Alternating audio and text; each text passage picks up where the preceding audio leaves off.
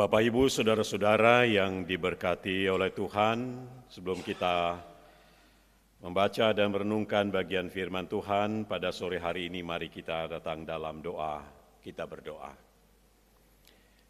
Kami bersyukur atas kemurahan dan kebaikan Tuhan di dalam kehidupan kami semua, sehingga kami boleh dapat memasuki minggu reminiscence kepada saat ini, di mana kami diingatkan sebagai manusia yang lemah, manusia yang berdosa, yang memohon kemurahan Tuhan atas kehidupan kami, agar kami senantiasa dilayakkan.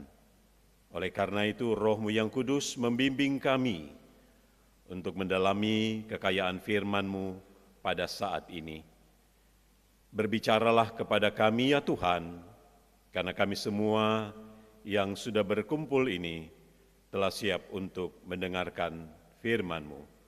Dalam nama Tuhan Yesus Sang Firman Hidup, kami berdoa dan mengucap syukur.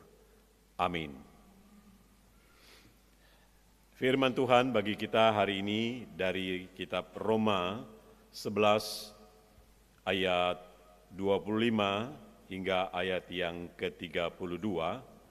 Roma 11 ayat 25 hingga ayat yang ke-32. Saya akan baca secara tunggal untuk kita pada saat ini.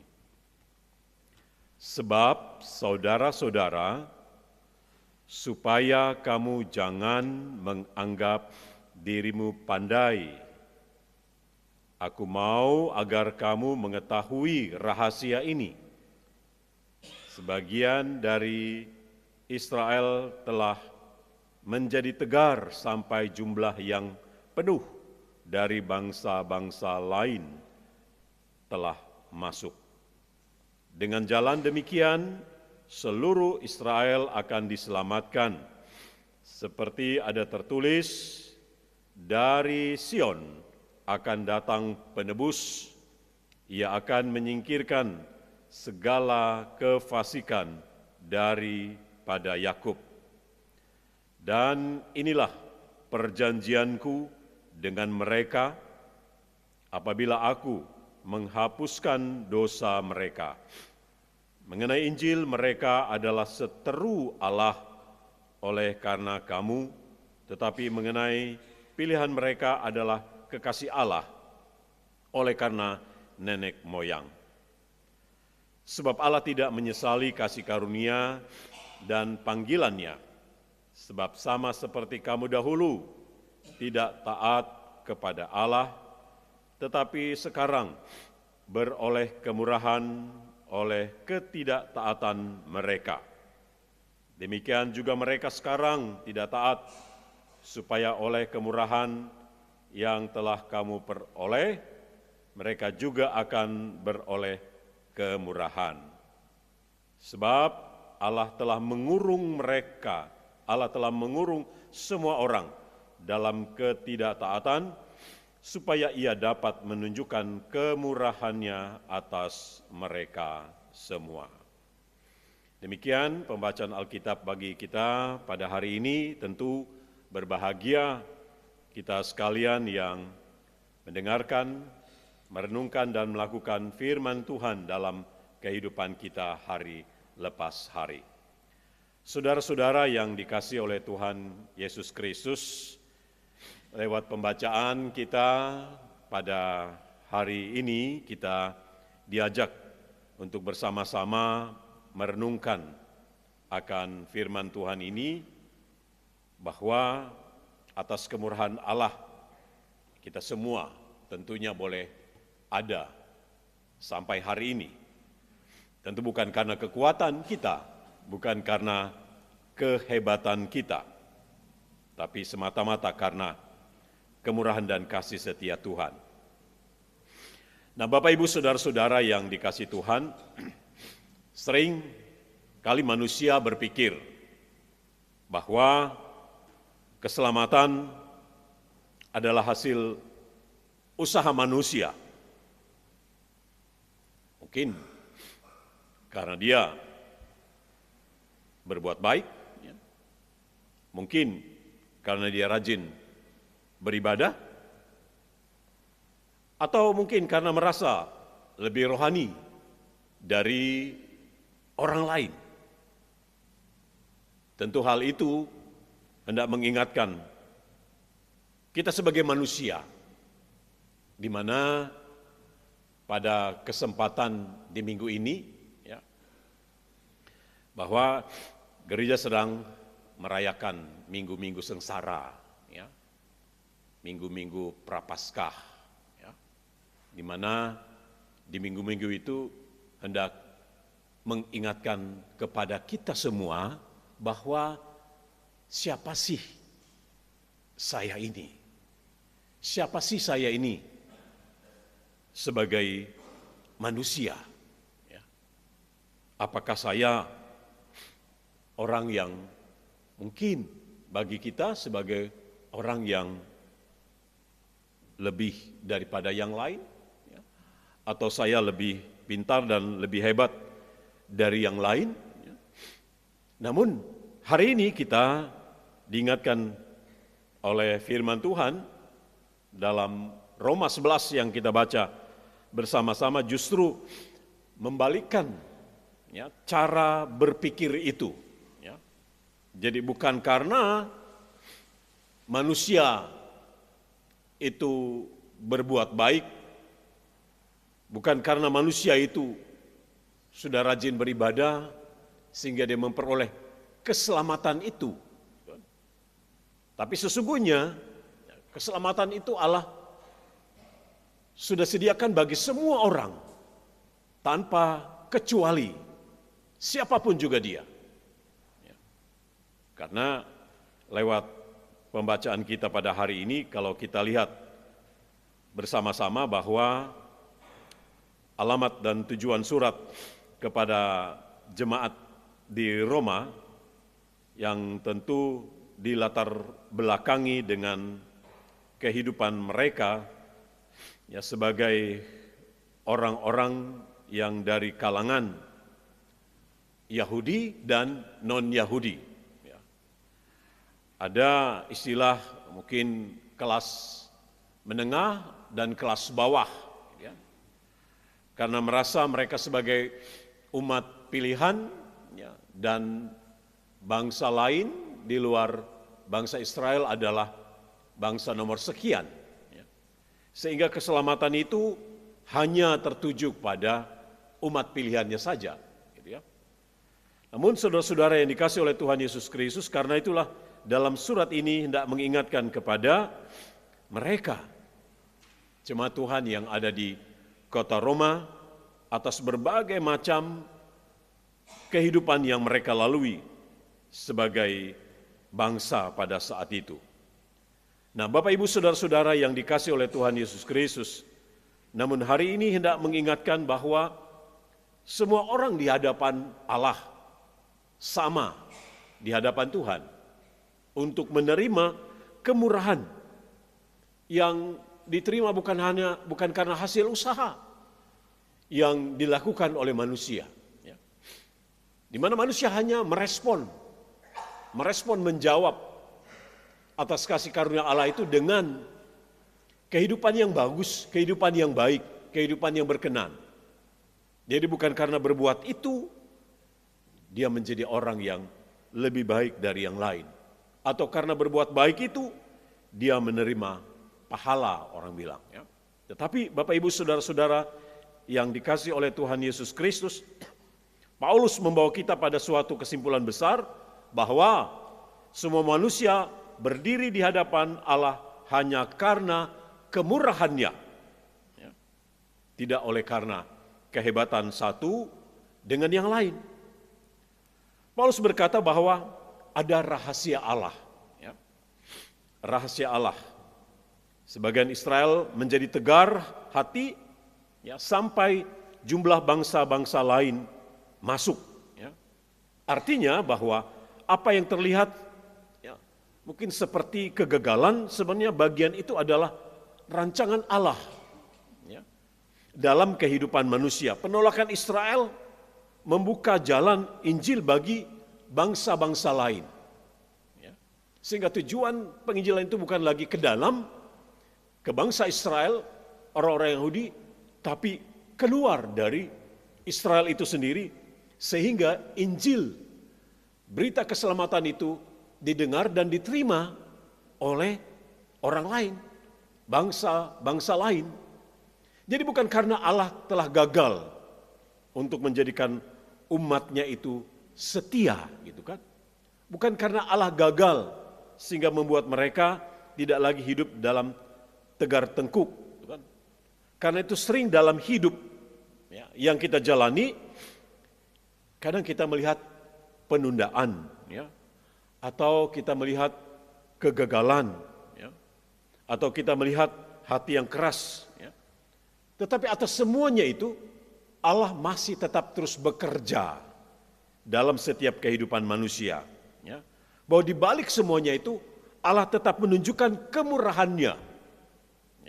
Artinya Allah tidak selesai untuk bangsa Israel. Allah bukan berarti selesai terhadap umatnya yang mungkin tegar tengkuk, yang tidak setia, atau kadang memberontak. Tetapi itu adalah awal di mana Allah dapat menunjukkan kemurahan-Nya bukan kepada bangsa Israel, tapi kepada orang-orang di luar Israel yang akhirnya bisa menerima keselamatan dan berita Injil dan berita sukacita dan kabar baik bagi semua orang. Jadi kalau Rasul Paulus katakan, aku mau kamu mengetahui rahasia ini, sebagian dari Israel telah menjadi tegar sampai jumlah yang penuh dari bangsa-bangsa yang lain. Bukan berarti Allah sudah selesai dengan kehidupan bangsa Israel. Allah bukan selesai dengan persoalan dan masalah yang sedang mereka alami. Justru di balik itu Allah bekerja. Justru di balik itu Allah menunjukkan kemurahan-Nya. Bukan lagi hanya untuk orang-orang Israel yang membanggakan diri mereka sebagai keturunan Bapak Abraham yang akan menerima keselamatan yang utuh dari Allah. Tapi justru dari ketegaran hati mereka itulah pekerjaan Allah itu semakin meluas kepada semua orang. Jadi karena itu kalau kita dihadapkan dengan masalah, jangan dianggap itu, wah ini sudah takdir saya, oh ini sudah nasib saya. Kita tidak percaya takdir, kita tidak percaya nasib gitu kan. Lihat di tangan kita, wah nanti kamu begini, nanti kamu begitu dan sebagainya. Kita tidak percaya itu, gitu ya. Masalahnya Allah belum selesai dengan kita. Allah sedang merajut, Allah sedang merancang, gitu kan? Untuk setiap kehidupan orang yang percaya kepadanya. Jadi oleh karena itu ketika kita dihadapkan dengan persoalan dan beban hidup yang mungkin bagi kita begitu berat, bahwa Allah masih bekerja di dalamnya. Allah belum selesai dengan kita. Karena itulah tetap berpegang pada keyakinan itu. Gitu kan. Ini rahasia yang Paulus katakan bagi kita pada hari ini. Aku mau agar kamu mengetahui rahasia ini. Jadi bukan lagi rahasia umum, bukan lagi disimpan-simpan. Tapi ini adalah suatu rahasia di balik semuanya itu. Allah tetap menunjukkan kemurahan-Nya sampai nanti umat itu kembali dan berbalik kepada Allah dan mengaku dosanya dan mengakui keberadaannya sebagai manusia yang lemah. Kalau manusia itu merasa dirinya lemah, tidak kuat, tak berdaya, berarti dia butuh kekuatan, toh. Tapi kalau manusia tidak pernah merasa dirinya itu lemah, tidak pernah merasa dirinya itu mungkin selalu merasa hebat, selalu merasa kuat, ya tidak akan pernah butuh Tuhan sepanjang dia masih kuat, sepanjang dia masih punya kemampuan, sepanjang dia masih punya jabatan, kekayaan dan sebagainya, dia bisa buat apa saja, gitu kan? Ya.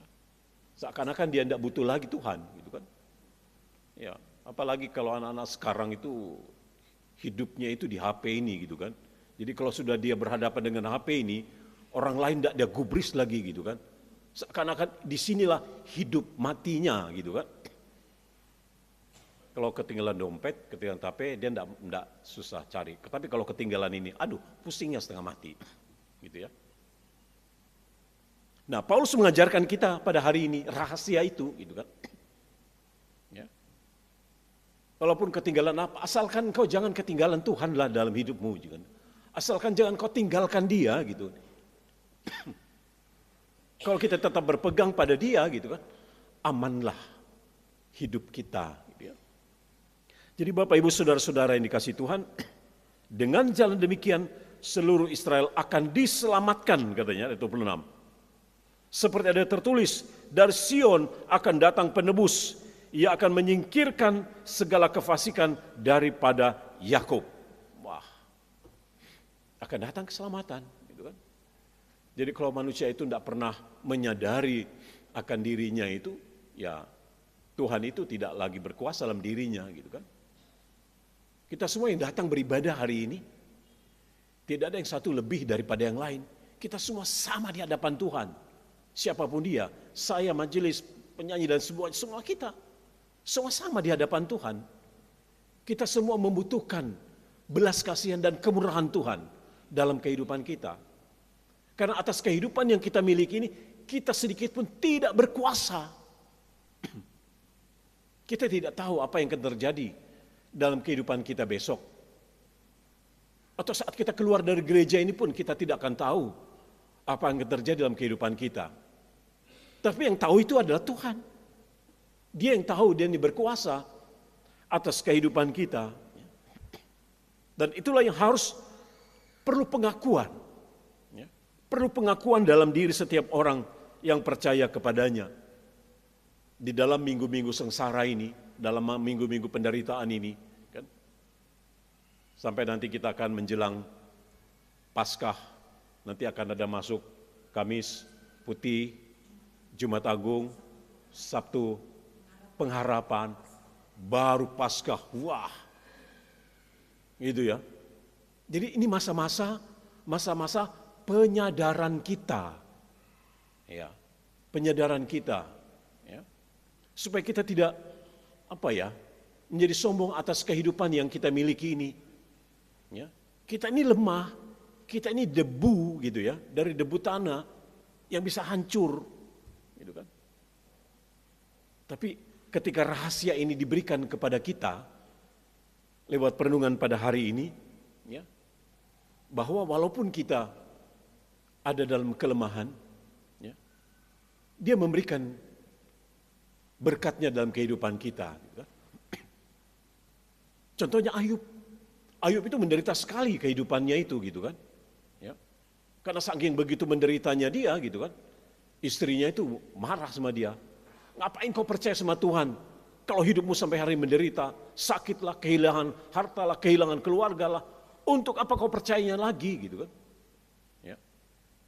Akhirnya sampai Ayub itu berkata demikian. Ya. Sekalipun tubuhku ini, ya, tubuhku tidak lagi terbungkus dengan daging, hanya tinggal kulit dan tulang, gitu kan? Tapi aku tetap percaya penebusku itu hidup, gitu kan? Ya. Di atas debu dia pun hidup, dia bangkit di atas debu, menandakan bahwa sekalipun kita lemah dari debu, ketika Kristus selalu ada di atas kehidupan kita, maka kita dimampukan untuk bisa dapat melewati itu. Sehingga Tuhan karuniakan apa yang hilang dari Ayub, gitu ya. Dan inilah hendak mengajarkan kepada kita dan ayat 7, dan inilah perjanjianku dengan mereka apabila aku menghapuskan dosa mereka. Jadi hanya dengan penebusan Allah itu kita menerima kemurahan.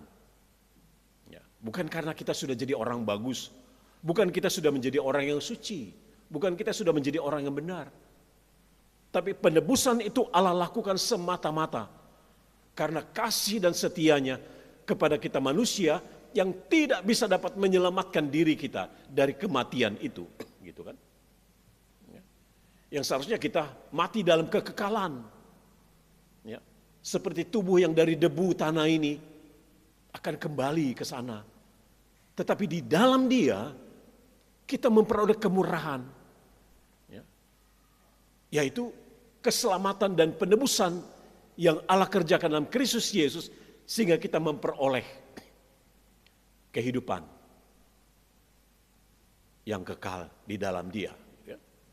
Nah, Bapak Ibu saudara-saudara yang dikasihi oleh Tuhan Yesus Kristus, sehingga bagi kita pada hari ini mengenai Injil, mereka adalah seteru Allah oleh karena kamu, tetapi mengenai pilihan mereka adalah kasih Allah oleh karena nenek moyang. Memang orang-orang Yahudi mempercayai bahwa ya Mesias itu seperti seorang raja yang berkuasa seperti raja-raja lain, gitu ya.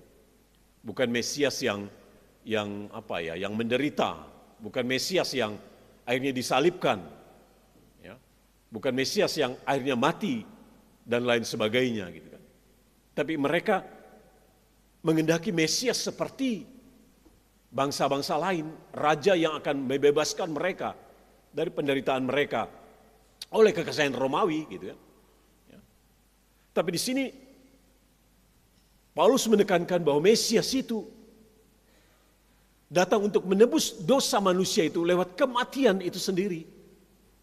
Hanya lewat kematian itulah dia bisa masuk ke dalam dunia orang mati.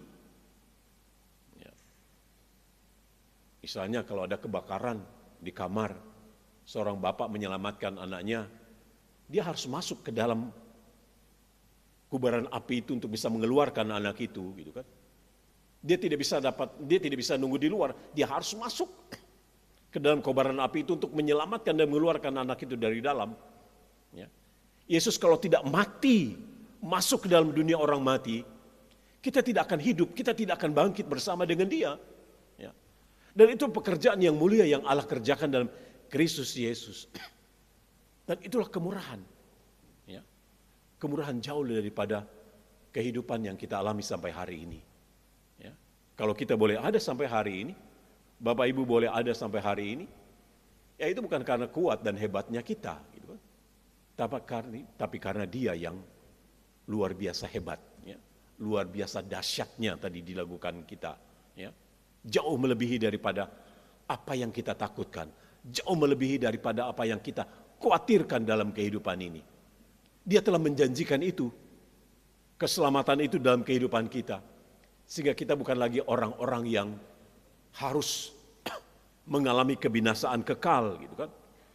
Sebab Allah tidak menyesali kasih karunia dan panggilannya, sebab sama seperti kamu dahulu tidak taat kepada Allah, tetapi sekarang beroleh kemurahan oleh ketidaktaatan mereka.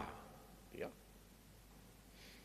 Jadi Bapak Ibu saudara-saudara yang dikasihi Tuhan, tentu di sini hendak mengingatkan kita kembali, ya, bahwa sebagai orang percaya, bahwa ketaatan kita sampai hari ini bukan ketaatan yang melewati hal-hal yang mudah saja, gitu kan? Ketaatan itu justru diuji dengan hal-hal yang berat. Ya. Ketaatan kita kepada Allah itu buktinya itu bukan karena kita ya hanya melewati hal-hal yang mudah. Kalau melewati hal-hal yang mudah, ya orang lain pun bisa untuk lakukan itu.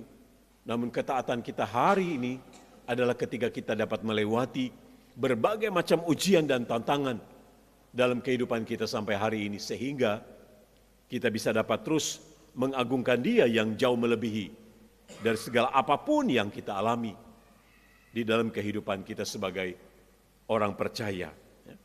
Nah, tentu pemuncak dari firman Tuhan bagi kita hari ini ayat 32, di situ dikatakan sebab Allah telah mengurung semua orang dalam ketidaktaatan supaya Ia dapat menunjukkan kemurahannya atas mereka semua. Kadang-kadang ayat ini agak aneh ya. Seakan-akan Tuhan itu yang yang mengurung kita, seakan-akan Tuhan itu yang membuat kita tidak taat, gitu ya, Kalau kita baca ayat ini, sebab Allah telah mengurung semua orang dalam ketidaktaatan, ya jelaslah kalau pada akhirnya manusia tidak taat, Tuhan sendiri kok yang mengurung dia, gitu kan, dalam ketidaktaatan, gitu ya.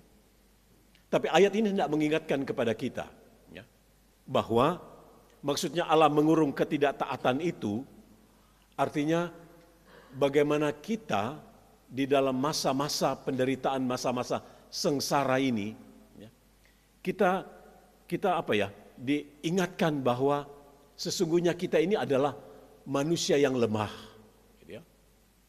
Sehingga kita tidak taat, gitu kan. Kita ini manusia yang berdosa.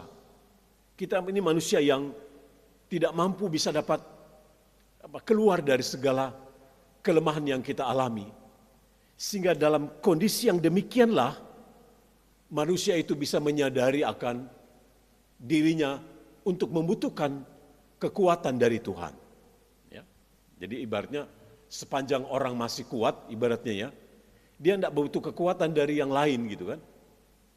Tapi ketika Tuhan membuat dia menyadari sebagai manusia yang lemah dan tak berdaya, maka disitulah Allah menunjukkan kemurahannya ketika seseorang itu membutuhkan Tuhan. Ya.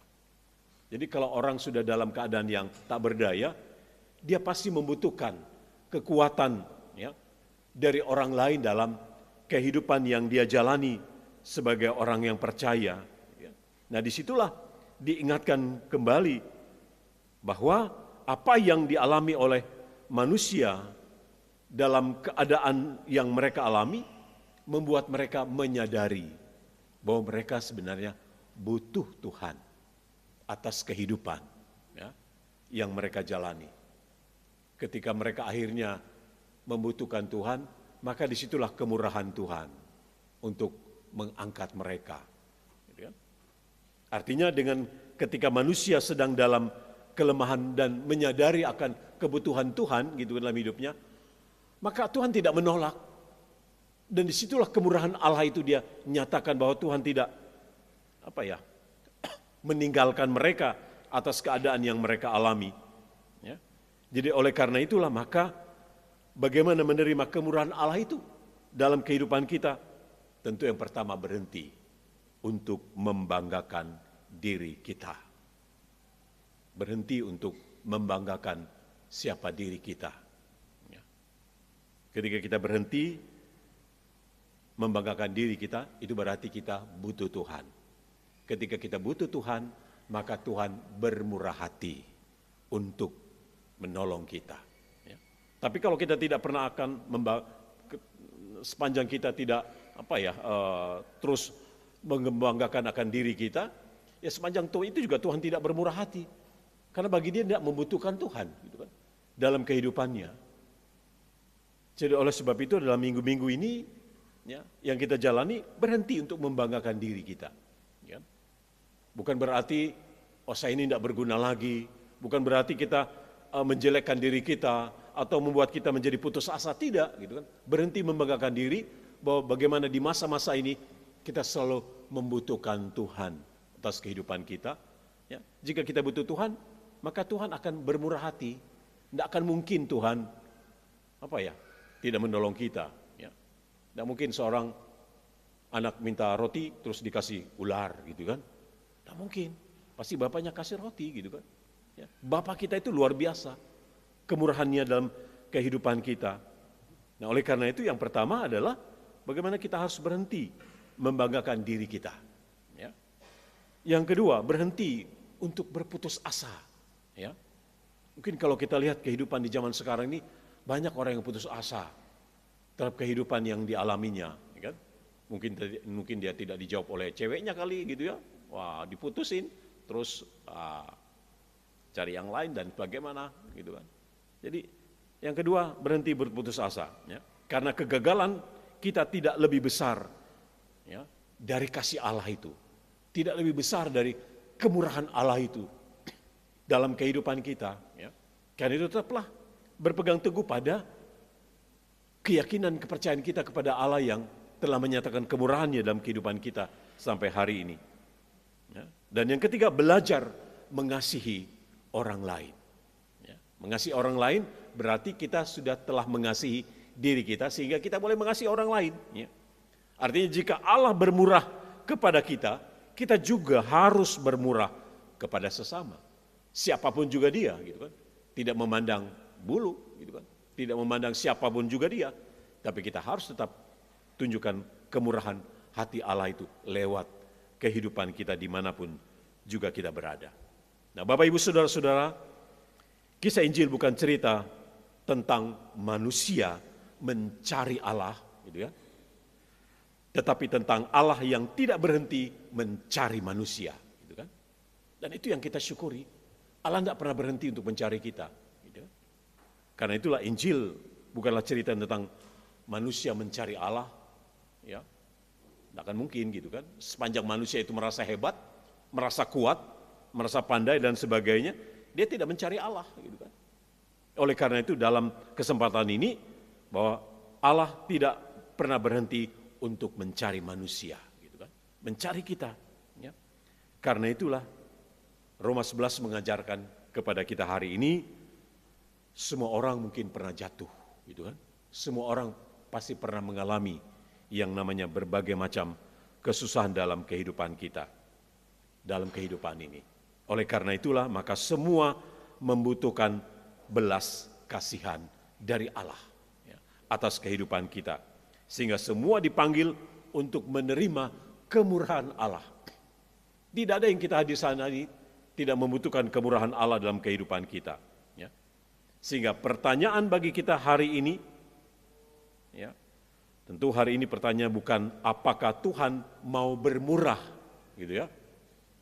Apakah Tuhan mau bermurah atas kehidupan kita, tetapi apakah kita mau menerima kemurahan Allah itu. Gitu ya. Jika kita mau menerima kemurahan Allah itu dalam kehidupan kita, ya, maka oleh karena itu berhentilah untuk membanggakan diri kita. Tetap mengandalkan Dia untuk seluruh keberadaan kehidupan kita. Ya. Karena pada dasarnya kita ini butuh Tuhan dalam kehidupan kita. Ya. Karena kita tidak sanggup untuk melewati berbagai macam tekanan kehidupan yang kita alami di tengah-tengah dunia ini. Sehingga kita hari ini benar-benar merasakan bahwa kemurahan Allah itu, seperti lagu katakan, jauh daripada hidup, ya, melebihi daripada hidup yang kita alami dalam kehidupan kita sampai hari ini. Ya. Kemurahan Tuhan itu jauh melebihi daripada kehidupan yang kita alami hari ini. Artinya kemurahan Tuhan itu jauh melebihi daripada apa yang kita pikirkan, apa yang kita rencanakan, apa yang akan kita membuat dalam kehidupan kita. Dia jauh melebihi itu. Oleh karena itu tetaplah ya berpegang pada janji Tuhan itu dalam kehidupan kita.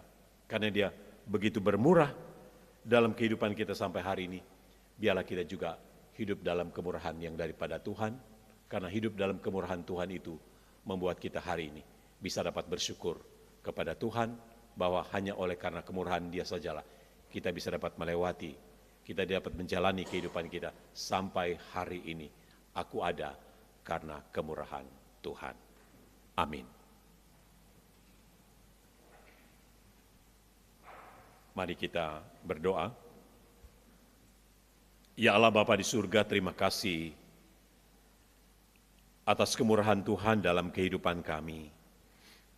Siapakah kami ini Tuhan, sehingga kami boleh menerima kemurahan-Mu.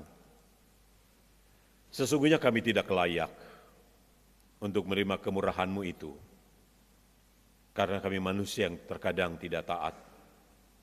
Terkadang kami manusia yang selalu membanggakan diri kami, sehingga kami gagal untuk menjadi orang yang mengalami kemurahan daripada Tuhan. Terima kasih Bapa, biarlah firman-Mu Engkau meteraikan dalam kehidupan kami, agar ketika kami keluar dari tempat ini Tuhan, kami tetap merasakan kemurahan Tuhan dalam setiap langkah dan nafas hidup yang kami alami sampai hari ini.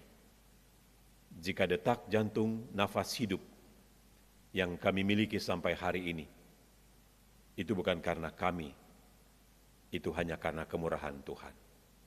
Terpujilah namamu Bapa di surga, atas kemurahan-Mu yang begitu besar di dalam dan melalui Yesus Kristus yang sudah menjadi Tuhan dan Juru Selamat bagi kehidupan kami hari ini, bahkan sampai untuk selama-lamanya. Dalam nama Tuhan Yesus Kristus, kami berdoa dan mengucap syukur. Amin.